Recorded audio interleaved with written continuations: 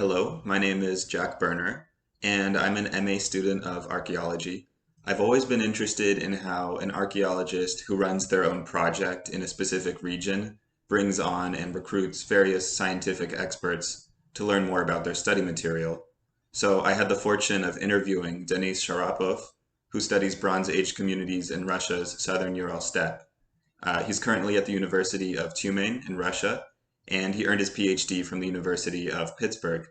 And he's been involved in a lot of different scientific projects in this region, so I hope you enjoy hearing all about them. So, what I'm really curious about, and what I kind of really want to get a good sense of during the interview, is how scientific techniques contribute to kind of like the whole totality of research in the southern Ural steppe region and what your involvement is. So, kind of going through a whole bunch of different methodologies that you've involved yourself with or touched on. So I think we can start with like what different methodologies have you focused on in your career so far? How would you characterize yourself as a specialist? What are your specialties? Personally, I've been using different types of techniques. Overall, my research is regional. I look at regional settlement patterns. And in doing a good regional settlement pattern analysis, I involve a lot of different specialists. Usually being in Russia, I involve local Russian specialists or specialists from the neighboring countries like Kazakhstan. Yeah. What I've been using, as you've probably seen in some of my publications, for example, soil chemistry analysis, is one thing that I think has a great potential in the steppes. I, of course, encountered this necessity to work with soils when I was doing a regional survey. Because to do a good regional survey, you need to understand local geomorphology. And in my particular case, I had to look at the soil accumulation rates. How fast does the soil accumulate in the steppes? How far do I need to dig to get to the cultural layers of the Bronze Age? Here I was kind of standing on the shoulders of, mostly Russian researchers that have done this analysis that's called chronosequences, when they basically look at these, soil accumulation rates for agricultural reasons, for archaeological reasons, and so forth. We have certain deposits that occur over and over again at settlements. Mm-hmm. Here I'm talking about these deposits that are called escheries. Yeah, you've seen some of those, and not a lot of work has been done on those. Like, people see those escheries over and over again at these late Bronze Age settlements, but what are they really? Do they actually contain a bunch of ash or not? That's one of the basic questions. So we were trying to do some chemical analysis, of those soils. We're trying to do sort of this geomorphological, soil chemistry analysis at the settlement level to outline the borders of settlements, for example, to identify settlements in terms of predictive modeling. So these are some of the ways that I've been using, for example, soil chemistry, Practically speaking, like logistically speaking, how does that soil chemistry analysis work? How much of it is done in the field versus in a lab, and what are the actual techniques or technologies that you're using? Yeah, the technology is X-ray fluorescence, so it's XRF analysis. We've been doing ours in Moscow. They have a stationary XRF spectrometer, so we just send our samples there. So far it's been done in labs, and like, for example, we have one in Tyumen. Tyumen is the city where I live, Siberia. We have a stationary XRF spectrometer, but it's kind of broken right now. So it can only detect certain chemicals and not the others, which is okay because right now I'm sort of targeting phosphorus, which is a byproduct of animal and human digestion. So Denis mentioned XRF, which stands for X-ray fluorescence. This image on the left diagrams out how XRF works. It basically shoots an X-ray beam into whatever object you're studying, and the feedback tells you, in parts per million, what elements are in the sample. So in this case, Denis is looking for phosphorus, because of this diagram on the right. Human and animal activity adds a lot of phosphorus to the soil through waste and decomposition. So this is sort of the marker element, for us to identify the borders of the settlement. And I will be able to do it here in Tyumen or in Moscow, so I have some options. So it's sometimes we almost have to start with the availability of the methods, with the availability of the equipment, Right. and let that, in a way, guide our research questions. Right. Yeah, that actually leads me to another question, which is kind of a fun one. But if you did have access to, unlimited funding, or there was no concern about any sort of limitations based on funding, access to certain technologies that might be hard to get a hold of, what directions would you want to take? Yeah, one thing that definitely comes to mind is geophysics, magnetometers. We need an up-to-date magnetometer. Magnetometers do exactly what you'd think. They measure magnetism in the form of magnetic fields. Here on the left, an archaeologist is using one that he's basically just moving over the landscape, hoping to find magnetic anomalies in the soil. Certain types of burned soil and rocks, and of course metals, are especially easy to detect. So that would be great for these sites, both for burials and for settlements, because not a lot of them have been inspected sort of in mass. But it's not only about the equipment, but also about the specialists. I want to involve the specialists also who really know how to use that equipment and who have the experience.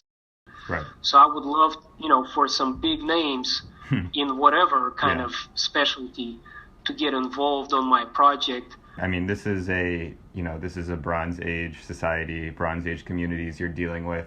I assume you've dealt with bronze objects and in production waste like slag, and I saw that you co-authored a paper on Sintashta period slag.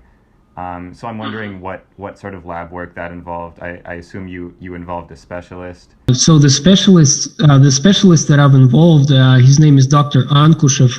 He's about my age. He's a starting out researcher, but he's been using, X-ray fluorescence, of course, like XRF, to look at the chemical composition of not only the slag. His big thing is he's trying to find the sources, the mines. So we find these slags, we find these bronze objects, but where were the mines, and how was this process organized? The whole chain of production. And in his search for the sources of the copper ore, you need to have the potential sources. Sort of, that's the problem. To pinpoint the sources, you need to get samples from the potential sources. So it's sort of like you need to know the sources to find the sources. Right. Yeah. And there are some potential ones. Besides XRF, he's used crystallography and also spectroscopy.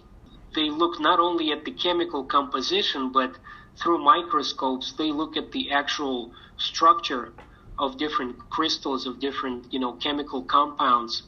Slag is the waste you get from smelting metals, from ores that come from mines into more pure metal forms.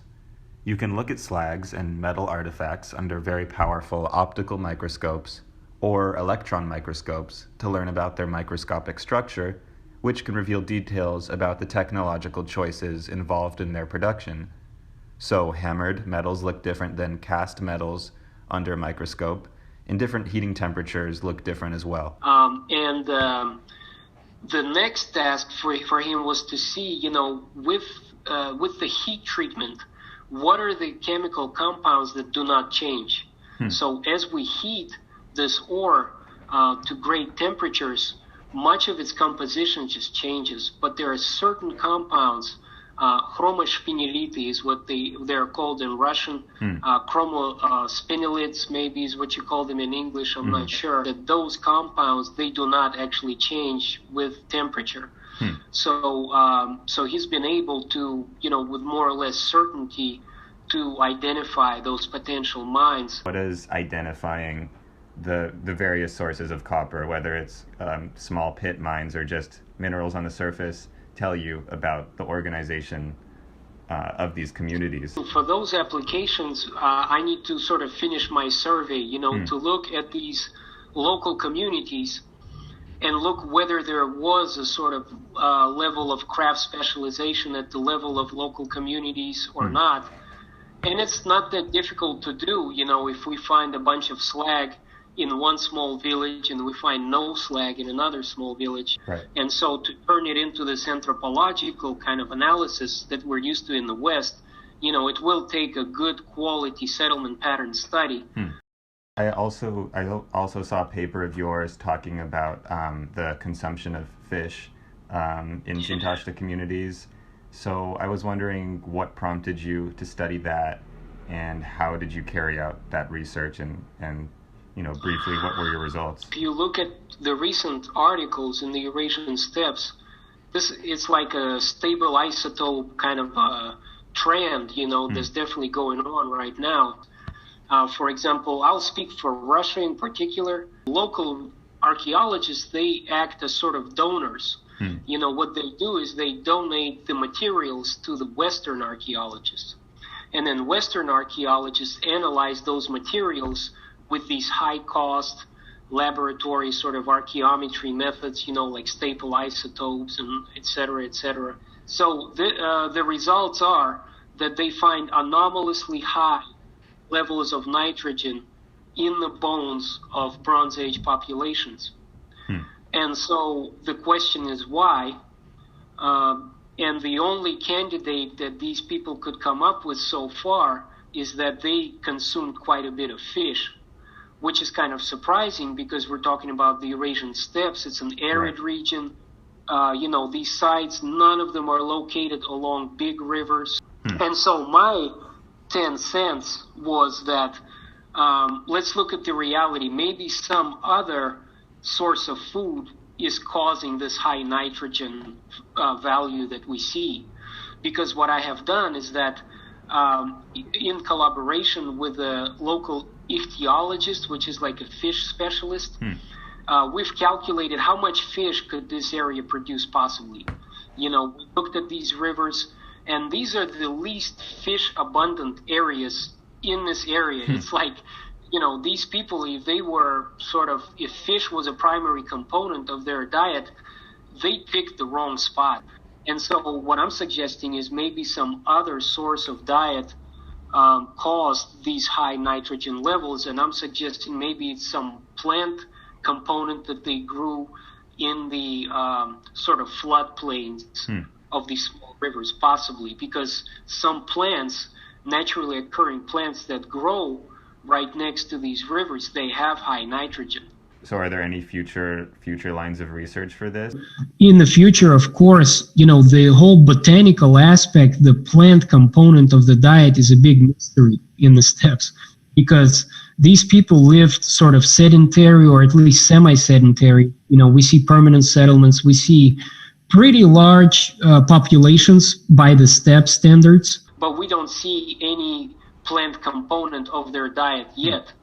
Yeah, as you know, I'm interested in physical geography personally, and the techniques that you use in that field, like involving UAVs and satellite images and things like that. So I was just wondering if you could briefly talk about your exposure to that and how that's figured into your overall research.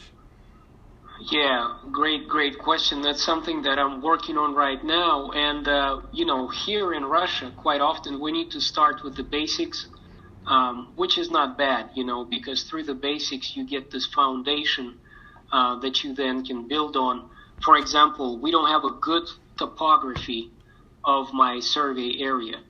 It seems like a very basic kind of task, but we're working on that, on just creating a good detailed topographic plan of our survey area. And it turns out it's not that simple. What I'm trying to do right now is to model flooding.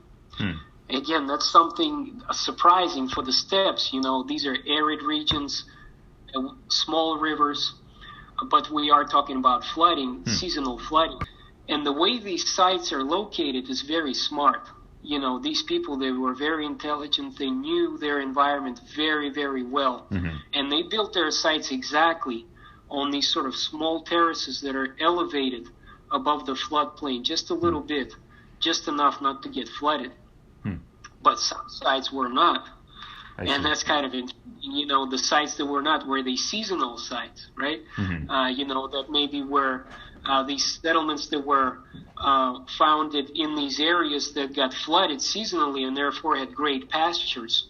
And, we will be using the UAV, we will be using the total station and see how the sites fit into that flood modeling, because we know by how much the river usually rises in these steppe rivers, not only seasonally, but also there are episodic bad floods, every once in a while, like every 12 years, every 15 years, where it's just out of control. And we, in one of our field seasons, sort of got caught in one of those floods. And it got a lot of us thinking about this type of analysis, and we need to address this question of how much the flood or the avoidance of floods dictated or predicted, the location of these settlements. All right, perfect. I think that's a great overall summary of the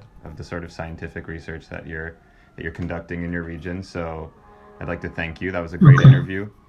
Thanks for your time. Okay. Thanks for having me, Jack.